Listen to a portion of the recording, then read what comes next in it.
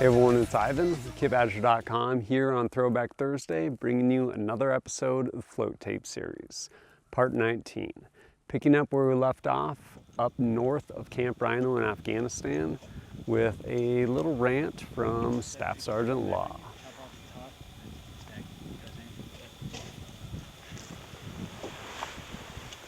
Okay, myself, I've been chewed out numerous times for silhouetting myself, not staying up for watch and all this other crazy stuff.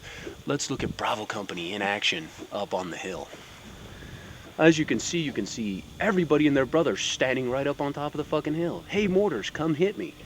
So, and if you can see off in the distance behind them, that mountain range, tucked between our hill and that mountain range, 3 clicks away, is a town of over 10,000 people. Full of Taliban.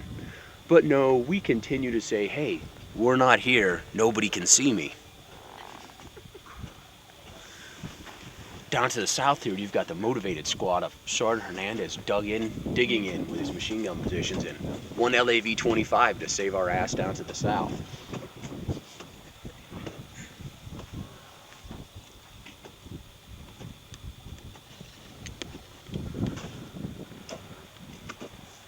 Other than that, you got the CP antennas sticking up over the ridge, of course. So hey, this is not the command and control center. Couldn't be. Not 2 SATCOM fucking antennas. Fucking idiots.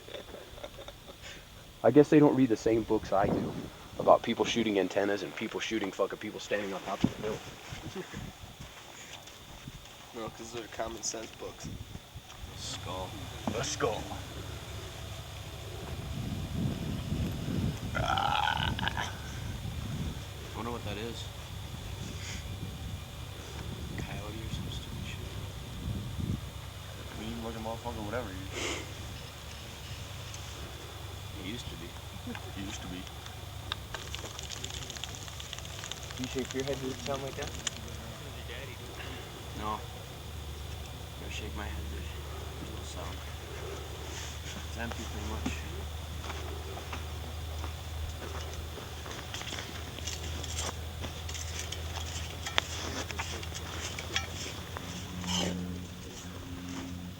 Shit fucking sucks. Better get this on video. A Bravo staff NCO doing manual labor. Shit. That's me giving orders. Fucking do that, dude. Shit sucks. The worst part is we'll probably have to be moving later on today to another fucking place to dig another one. Right, Stats aren't? See? One thing that I feel is often underappreciated and overlooked is the fact that while in theater, if you hear aircraft, it's yours. Pretty good feeling. For a while we had a Cobra attack copter on station.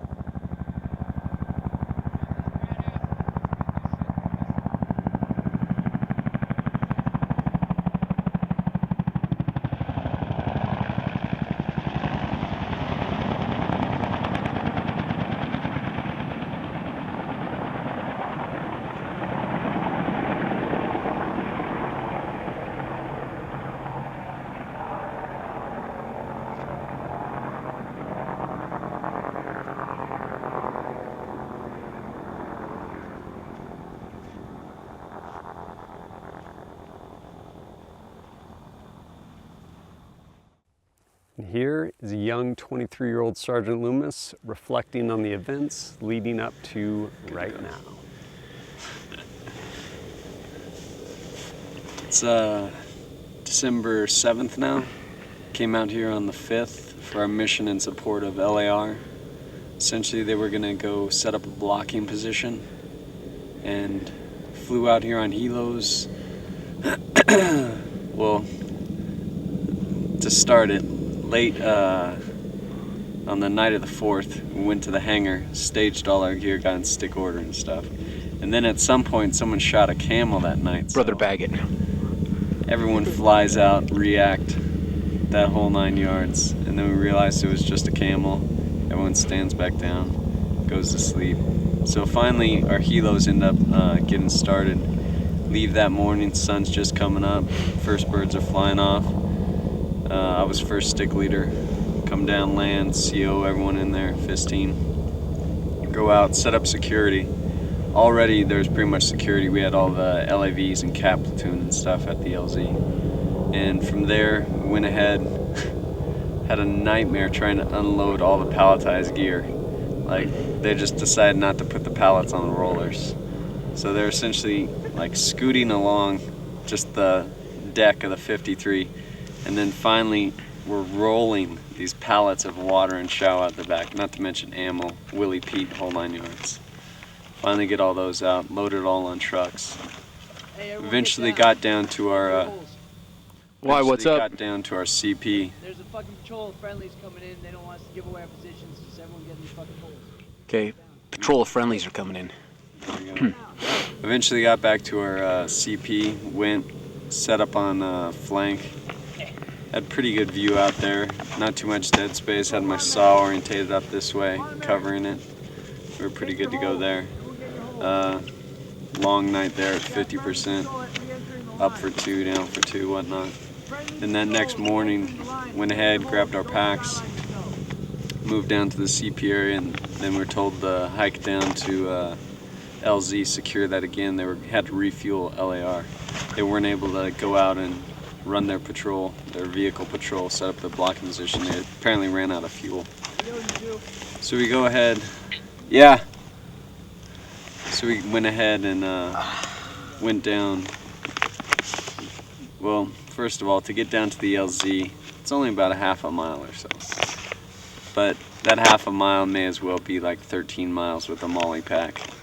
So we had to stop halfway there, sit down, take a break, put the packs back on. Worst system ever. Finally made it there though. Set up our little security up top at our Alamo. Basically this old like pretty much sandstone block. You could just see the outline of the structure. So set up our security. Eventually helos came in, offloaded fuel cells. After refueling and everything, went down, hopped on vehicles. Somehow I ended up on the back of the BC's Hummer. So I was drinking his bottled water out of a little hole I put in his cardboard box water the whole time. So we made our like, I don't know, probably 10, 12 click movement by vehicle to our new position where we are now. Then we went ahead and now I'm securing our western flank with the help of machine gun squad. What about steps on law? Okay, we got Grimes in here. They've told us all to get down, but I'm sure that they're on the hill still skylining themselves. Yep. And yes, there they are. There they are up on top of the hill skylining themselves. Get down, get down! Lieutenant Dan, get down! Hoorah. And here is Staff Sergeant-at-Law passing some scoop on recent goings-on. Also next to him is Lieutenant Fick, who was the platoon commander for Weapons Platoon. And later, after we got back, ended up going over to recon, and he ended up with the whole generation kill over there in Iraq. Okay, Rhino. We either got mortared or RPG'd attacked last night. Nobody knows. Nobody knows how much. Nobody knows casualties. Nobody knows where it got hit, how it got hit. Comm, I guess, is bad between us and there. Okay. Also last night, amongst that, 2 aircraft crashed on the flight line. Either a Huey and a Cobra. 2 Hueys, 2 Cobras. Nobody really knows. Lieutenant Fick got the word that we're supposed to have a Huey and a Cobra on station out here. Like 5 minutes later, they said, hey, they won't be reporting in. So that's where we're putting that piece together. They crashed so hard, I guess, on the runway that the birds blew up and the ordnance blew up. It cooked off. So they cut off all air operations out of Rhino last night to check all the birds for fragmentation damage that were in the area. You know, they were all parked up nice and neat, Pearl Harbor style there. Okay, the good news. Last night that raid force went out and along the freeway they set up a roadblock going across the freeway with a concertina wire, and I guess they secured it in pretty good. Remember I told you earlier that the Taliban uses SUVs and small pickup trucks to move supplies around? Well, one of those SUVs pulled up and stopped at the wire. Well, when it stopped at the wire, they tried to run the wire, crash into the wire and all that stuff. And when they tried to crash through the wire, Force Recon and an interpreter ran out there, told everybody to put their hands up and stop. Well, when they told everybody to put their hands up and stop, 2 guys came out of the back of the pickup truck bed, out from underneath like blankets or whatever, like where they were sleeping, and the 2 guys in the cab came out with AK-47s. So Force Recon just killed them all, just gunned them down. And the truck was full of fucking ammo and pyro because it started cooking off and blowing up and shit. And I guess those guys were fucking on fire, running around in the fucking street. The Afghani guys were. They were on fire, fucking burning up. And guys were shooting them. RPGs were cooking off. Okay. After that happened, they were trying to pull out. Well, LAVs got stuck in the sand. One of them did. So they were trying to hook it up to pull it out. That's why we were saying, why the fuck were they coming back when it was light out still? Well, they got stuck in the sand. And when he got stuck in the sand, the react force of the Taliban showed up. It was either a bus or a large truck full of people, 25 of them. Well, when they showed up, Cat and somebody else started lighting them up with 50 cals Mark 19s. Well, when they started lighting them up with 50 cals Mark 19s, you know that guy Neck, the one that did the boat raids with us, the FAC officer, white guy with blonde hair, kind of chunky looking. Bad F-18 pilot. Oh yeah. Okay. Cat poop. Well, he decided to use his thing, called in F-14s, F-16s, and F-18s, and made a parking lot out of the fucking react force. With, you name a bomb, I guess he fucking dropped. After heavy guns. Yeah. So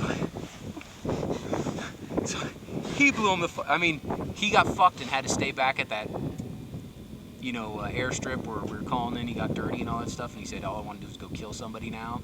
Well, he called everybody and their brother in off station, and that was all the explosions we saw in the distance last Was night. that the?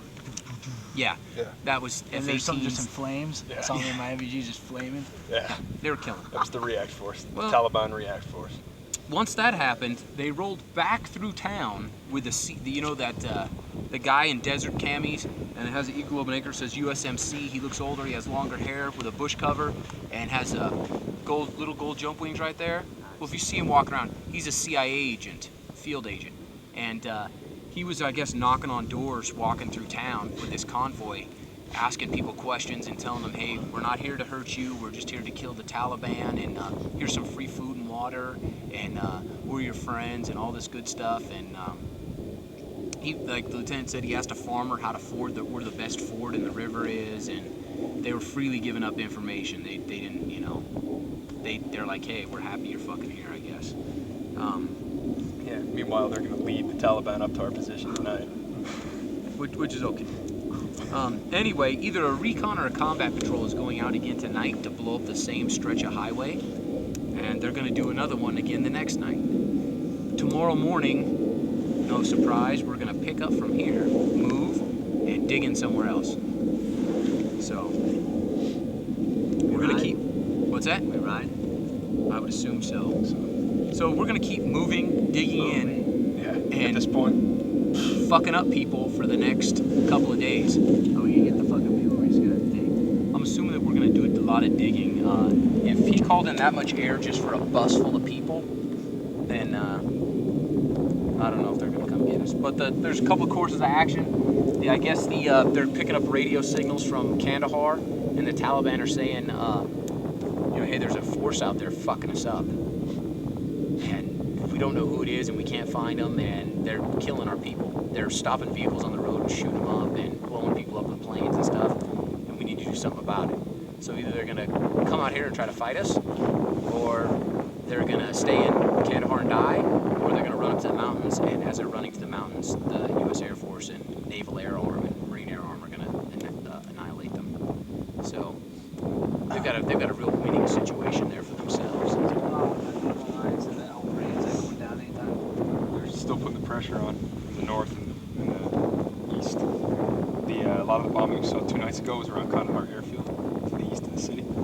So they're still moving in. That is our good friend Sharzy. Sure. Sharzi's coming in from the east, Khan's coming in from the west, and Karzi's coming in from the north. So it's all just, it's like ongoing right now. Yeah, I mean, a lot of these guys are on horseback and in civilian trucks, and it's not like a blitzkrieg coordinated attack with air and everything. It's just sort of a creeping squeeze. So that's the word. That right there wraps up this episode of the Float Tape series. Be sure to join us next time, picking up right where we left off in Afghanistan, December 2001. But as always, thanks for joining us at KipBadger.com. Look forward to seeing you next time.